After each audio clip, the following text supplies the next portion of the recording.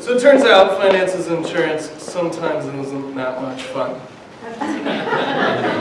Believe it or not, right? So we've asked Troy to help out. He's a fun guy. He's going to help us put a little excitement into what each of us do. So you're going to learn just a short bit about what each of the 5 of us do, and we're going to mix it up. We need 5 volunteers, not knowing what you're getting into. Something to do with finances. Madeline, PK, Brennan, Julie, and Mr. Lynn Thunder. Come on up. Yeah, Lynn Thunder. We're going to do the 6th. So if you guys wouldn't mind sitting right up front. You look so interesting. So have a seat right up here in front. And one person right here.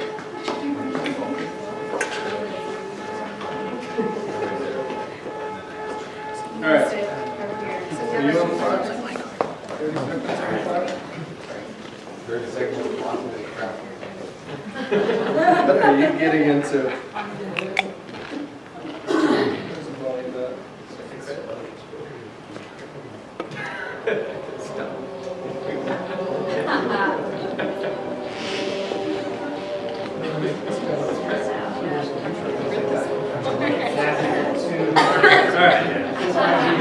We're on. All right.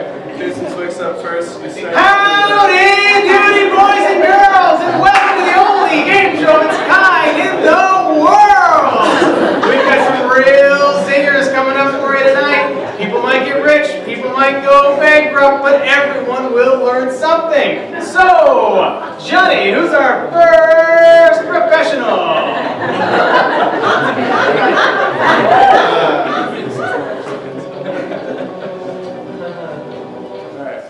All right, welcome. I'm Jason Zwick. I'm a State Farm insurance agent. So a quick about what I do. So I help protect people's liabilities and assets with car insurance, home insurance, business insurance, renter's insurance, you name it. And I can help you out. And the reason I got into it, long story short, is so I could dress like this and still do my job. It allows me to come to meetings like this whenever I want. It allows me to have the day off today and not have to report to anybody because I'm my own boss, and go to my daughter's field trip. And while I'm there, I get to meet people and talk to them about who their insurance is with and why they picked Progressive with name your own price and they're going to get screwed if they hit anybody. So you'll learn more in just a minute. And Jason got those shorts from the same place I got this jacket. It's actually like 2 streets up. It's really good. And 30 years ago. Myron friend. One, ask the audience. What? Time out. You play. That sounded important. Does he have 3 lifelines?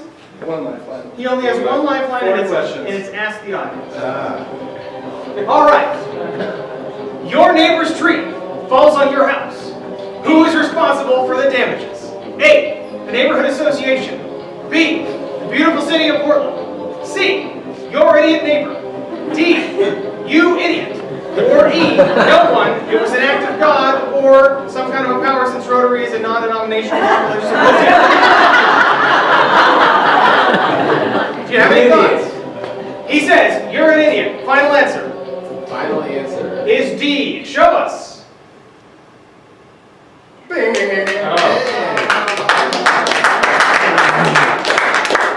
Any comments on that, Jason? Are we coming? As the lawyer pointed out earlier,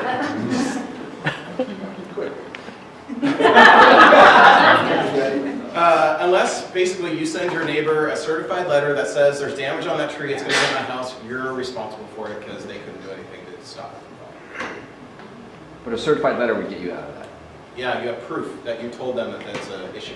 In advance, so basically. In advance of it falling. Saying there's a tree that's slightly earthing and falls over it. No, Write a it certified letter. needs to be damaged of some kind. You need to be able to So see hit with the damage. bat and then send a certified letter. Yeah. All right, sure. All right, ready for next. I pushed the room. So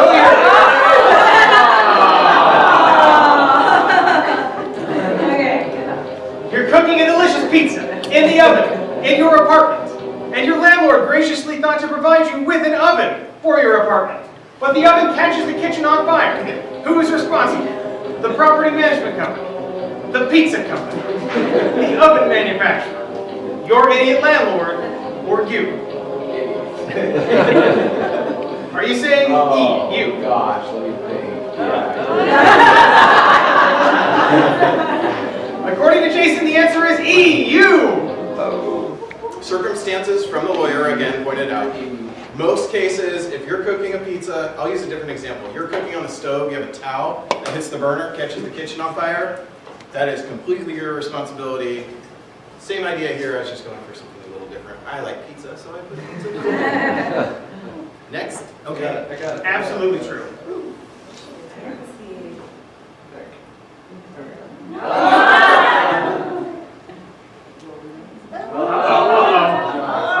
Don't hit the button. I'm not hanging it. I can't do it without the music. Okay. You let your friend borrow your car. Your friend gets in an accident while texting, and it's 100% at fault. Whose insurance covers the accident? Your insurance. Your texting friend's insurance. Hey, finally. PK says your own insurance.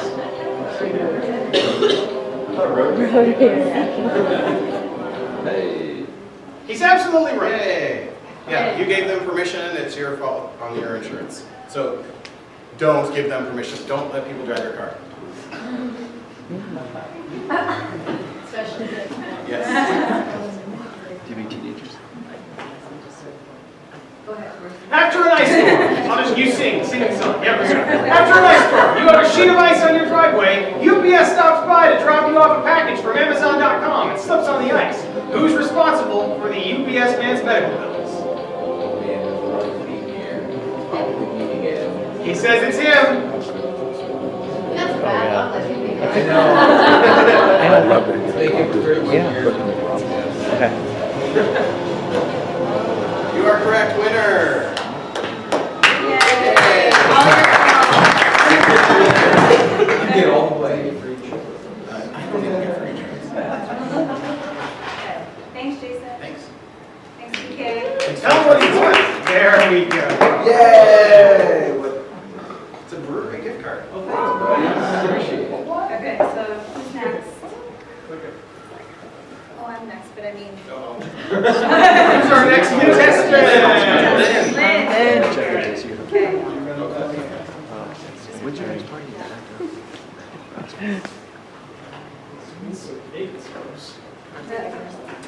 So I'm next, licensed financial planner, taking a little hiatus on financial planning, but I'm still involved with that type of activity. And one of the things I'm involved with is a nonprofit that's partnered with the YWCA called Clear Transitions PDS. And it is a seminar that we hold, professionals hold every third Saturday. And it's for women going through the divorce process. And we have 4 professionals. So we have a financial planner, a mediator, a lawyer, and a divorce lawyer, and a counselor. So one of the things I would love to have is if you or your company be able to just share that information, that resource is available. That would be fantastic. So we help women who haven't told their husband that they're getting divorced and they're secretly at this seminar. We help women who have been legally separated for years and just forgot what the divorce process was like and how to get back into it. So we help everyone in any stage of the divorce process, whether it's DV, whether it's a amicable divorce. So send them our way. And here are little flyers. So there's a little half sheets, and they're every third Saturday of the month. And then a little bit more information. So if you could share with company, friends, family, whoever might need it, that would be fantastic. Okay, ready? Okay, Lynn. So according to the Bureau of Labor Statistics, for every $1 a male makes, how much does a woman make? 77 cents, isn't it? You sound unsure. Is that your final answer? He's sure. He's going with C. Correct. You're correct. All of my questions today have to do with why women. Sorry, I don't know why you're So why do women make so much less than men? It's all me. I'm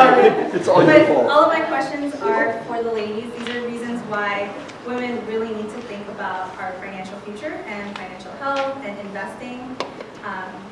If you're in a committed relationship, it doesn't mean that you have to take on those roles and be the one managing it, but you need to be involved and know what's going on. So those are all the measures. Okay. So Lynn, according to the Social Security Administration, a woman will spend how many fewer years out of work in comparison to a male counterpart? 15?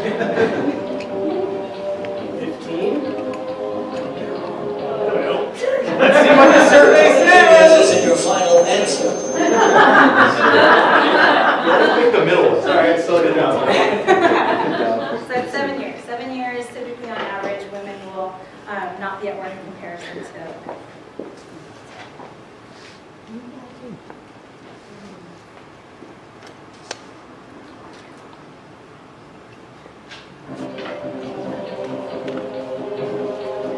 This is just a true or false question. Lynn, 50-50 is not a lifeline option for this question. True or false? Social Security favors men over women. Not in the dating way. True. So Social Security bases your benefit on the 35 years of working. So the first two questions we just asked were, how much do women make in comparison to men? We make less. And then the second question was, how many years outside of the workforce are women? And we're typically on average 7 years less than men. So Social Security takes your 35 years of working and how much you make. If women are making less and we're working less years, it favors men. And if you don't work the 35 years that they take to average, they put zeros. So if a woman were to work, 28, so the full 35 minus the 7, they have 7 years of zeros. So. Lynn, one of these reasons is not a reason why women need to take charge of their finances, and your job is to identify that false reason. So, A, women have the ability to earn more than men. B, on average, women spend less time at work than men. C, women tend to earn less than men. D, women live longer than men. E, women have an addiction to shopping. E. Yeah, let me go with E on this one. Final answer. Yeah. How are you going to explain this one? So again, final reason that women need to be looking out for their finances is we live longer, we're in the workforce less, we make less money, which means there could be less money going to our retirement. And it's a general statement, but most of the time women like to take care of their family and take care of their loved ones. So they're always looking out for other people versus themselves. And one of the reasons that I want to be a financial advisor and why I'm a financial advisor is because women need to start taking care of their finances and being more proactive about it. So.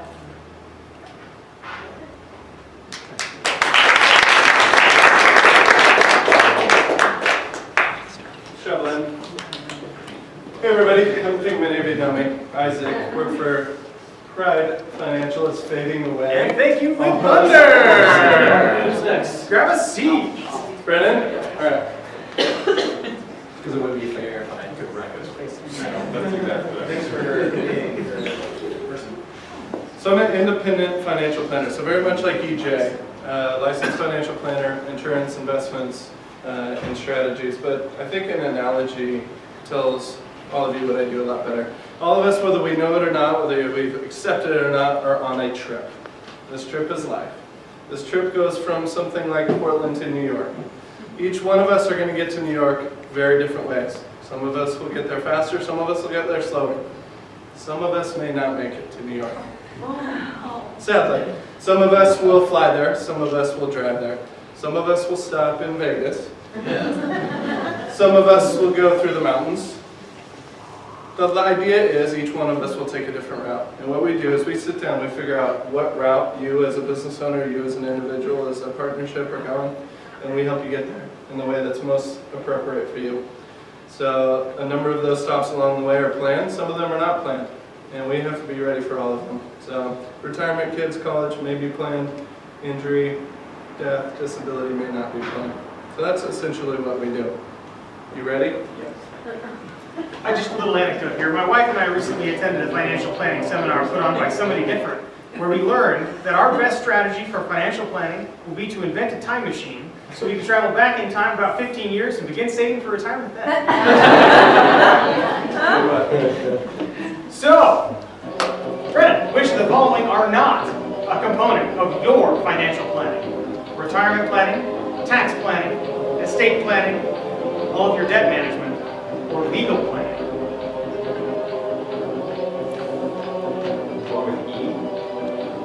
He says E, legal planning. The important thing is it your final answer? Legal planning. So there's a number of topics that are reached in the financial planning process, and many of those don't happen underneath of our roof. For example, estate planning with attorneys, or a lot of debt management with credit score counseling. We as a financial planner are more of a head coach. Some of those things, investments, retirement, insurance, are done within our roof, but many of the things that we advise on are outside of our roof.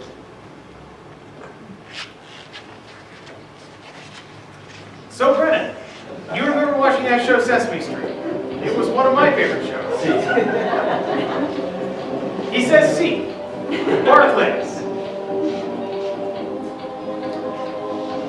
So each of these are, some of these you're probably familiar with, these are all indexes. Each of these indexes contain different investments. The S&P 500 is 500 large U.S. company stocks that gives us kind of a thermometer of how the market is doing on any given day or year or period. The Dow Jones, the NASDAQ, the S&P 500, and Russell 2000 are all stocks, or individual ownership in companies, whereas the Barclays is bonds. It's a bond index, which is a debt obligation.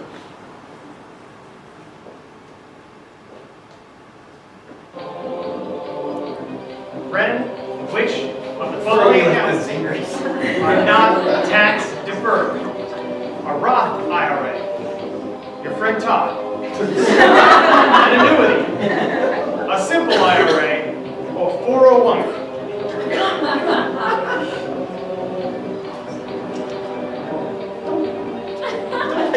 Hey, no asking the audience if you didn't ask the audience. We're almost out of time. Ask the audience. Let's get a poll. Hey! Hands up for A. You might probably want to won't watch look. this. You might want to look. Hands up for B. Fred C Todd. and D. Hands up for C. D. Isn't it a time E. deposit? So the correct answer is, of course, a transfer on death brokerage account. So what this essentially means is each of these other accounts, so a Roth IRA, an annuity, a simple IRA, and a 401k are tax deferred, which means every year that you put money in there, allow those monies to be invested and to grow, we are not taxed on the growth each particular year. All of them are treated a little differently upon withdrawal. With the TOD, you have to report a 1099 every single year and pay capital gains rates on the growth inside that account, or carry over the losses up to 3 years. Does everyone know what a Roth account Apparently not. You need to. Ask one of us. We'll explain. Please tell us again. All right. Brennan, is this your final question? Yep. Brennan, this is for $1 million. Which of the following is not a risk associated with the real estate investment trust? Market risk, default risk, liquidity risk, interest rate risk, or inflation risk? He says E, inflation risk. Unfortunately, incorrect. So real estate investment trust is a fairly advanced alternative investment. It's a closed-end fund, meaning it is not publicly traded on the market. So essentially, much like a mutual fund, a company will purchase various different buildings. So let's say they purchase 30 Home Depots and Lowe's and Michael's stores across the country. They have investors, much like you and I, who invest in this pool of specific real estates. We as investors are limited partners, and we take income from the lease payments that Lowe's and Home Depot and each of them make. So what these basically mean, default risk, we are at risk of, because if those companies go out of business, they are not paying those leases anymore. Liquidity risk, we cannot pull our money back out because it's invested in these various buildings around the U.S. Interest rate risk, if interest rates were to rise and we can get a better interest rate elsewhere, we're at risk of a loss of return. And inflation risk, very much like interest rate risk, if the dollar is less valuable than when we started, we technically have lost money on our investment. Market risk, it does not have because it's not publicly traded. And we can't lose, much like the stock market does when it goes down. Cool? So although you didn't win $1 million, you got your choice between elephants and Blackbird Wine Shop. Elephants. Yep. Thank you, Brett.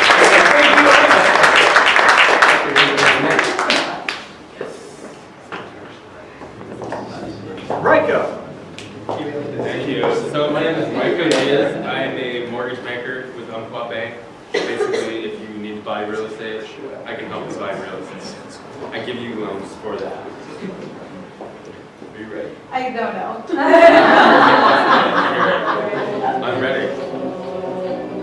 So Madeline, what is the minimum down payment needed for a conventional mortgage loan on a primary residence? And I know, Madeline, that you've been thinking about buying a home, so I think you might know the answer to this. I own one, but I did an unconventional mortgage, so, is it 10%? Try it. There's no trade. I thought it was 20, No. so. So the minimum down payment needed for a conventional mortgage on a primary residence is 5%. That's it? That's it. Wow. That's it. And that primary residence means that you are going to live in there as your home. You're not going to rent it out to anybody or anything. And that's just with the conventional loan. Now they have FHA loans where you can get into a house for a 3.5% down payment, and something called a USDA loan, which is for rural housing. And that would be like in communities where there's less than 15,000 people. Now those are 0% down payment. And they also have government loans, VA loans. If you're a veteran, then you can also get into a house for a 0% down payment. But for this question, yes sir? I was just going to ask you a question right now. Yes, There was sir. some mention of 20% in terms of putting that down on a home. Is there something magical that happens at the 20% That magical number? thing is where you get rid of private mortgage insurance. And private mortgage insurance is basically to cover the bank's behind in the case of you defaulting on the loan. So that's one common misconception is that you have to put 20% down on a house in order to buy your own primary residence. Now if it's an investment property, then you'll need 20%, but if you're just buying a house for yourself, then it can be 5%, and that can come from your parents or any other relative that would like to give you that money. And about how much is private mortgage insurance? Private Is it a mortgage lot or a insurance? little? Oh, wrap it up. Okay, all right. So, Madeline, true or false? Can an individual, say you, get a mortgage loan without having any credit score? Well, I hope it's false. It is actually, Is it true? you can get a mortgage loan without having any credit score. What you have to do is develop a credit profile for you. So we will look at your cell phone bills, your utility bills, any bills that you have that have been paid on This is time. scary to me. It's a lot more work. Yes, it's a lot more work, but it can be done. So, Madeline, what is the minimum FICO score needed to obtain an FHA loan? Is it 580, 600, or just keep going up by 20s until you get I'm gonna say 600. Almost. Wrong It was again. 620. Some banks let people have FICO scores at 580, but now it's 620. It varies depending, but if you have a credit score of 580, it's probably a pretty good chance that you shouldn't be having a mortgage loan Probably. right now. All right, and the last question. Finally, Matt, what is the general loan limit for a one-unit property in the continental U.S.? So we're not counting Alaska or Hawaii here. Is it 450,000, 405,000, 417, 397, or straight up 400? 417. 417 is correct. Yes! So this is general, because in some high-priced areas like California and Hawaii, which is out of the continental U.S., you can have the conforming loan limit can be around $500,000. But for the Portland metro area, it would be $417,000 and under. And that's good to stick there because you can get the best prices available In Alaska, you probably get a pretty nice place for 417. In Alaska, yeah, you also go higher. Yeah. And you are the proud recipient of an Alameda Brew Club gift card.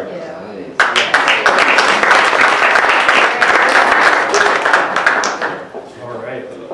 Chris and Lizzie. Yeah. So, what do I do? I'm a certified financial planner. I've been an advisor for almost 12 years, believe it or not. I pretty much started doing this right out of school. And I've done a lot of different things in this industry, but I realized as I was traveling around and working with lots of different clients that the insurance piece often is done very poorly. And so I had an opportunity to go to work for, it's essentially the world's largest brokerage of life insurance, annuities, long-term care, and disability. So I work two ways. Advisors hire me at firms all over town, all over the state, to come in and meet their clients to do this piece of their planning. And I also work with individuals. So anyone that needs help in this area, I can sit down and help you. So I put together 4 questions that kind of focus in on the 4 areas that we do the bulk of our planning. Make sense?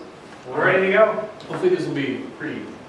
So Lizzie, what percentage of people over 65 will need some form of long-term care during their life? I'm gonna go 70%. Correct? Wow. So the interesting thing to keep in mind here, a lot of people don't know, is this long-term care is not covered by the Affordable Care Act or Medicare. You have to essentially spend down your assets and qualify for Medicaid or buy some sort of a policy. So a lot of people don't know. Lizzie, how many family or closely held businesses make it to the second generation? 70%, 50%, 30%, 12%, or every single family? I really want to believe in E, but I'm going to go with D. Actually, it is C. Oh. D, at 12%, is third generation. So a big part of our planning is with business owners, helping make sure the business makes it to the next generation, and making sure it gets to the right people is another big part of that. So. And we had a great speaker come in and talk about family. That's right. We do a lot of work. Lizzie, individual estates above what size are subject to estate taxes, also known by some people as death taxes, in the state of Oregon? $500,000, $1 million, $3 million, $5 million, or absolutely any individual estate. I just moved here from California, right? Yeah, can I call the audience? Ask the audience? Let's ask the audience. Who thinks A? Who thinks B? Who thinks C? Who thinks D? And unlimited. Lizzie, it looks like the audience resoundingly voted for B. I'm going to go with B. She's going to give the audience her vote. Correct? Hey! What is the maximum annual contribution allowable to a tax-deferred retirement plan? Is it $17,500, $22,500, $32,750, $52,000, or absolutely no limit on how much you can put into a tax-deferred retirement plan per year? Tax deferred would be A. She says 17.5. Answer. The answer is actually E. Ooh, trick question. There's a lot of different types of retirement plans you can put together, and especially if you're talking about some, like you're an executive plan or things for a business owner, you can put something together where essentially there's no limit on what you can put in. The real question is, are you getting a tax deduction now, or are you not paying taxes later? And so there's a way to do it where there's no limit on what you can. That's it.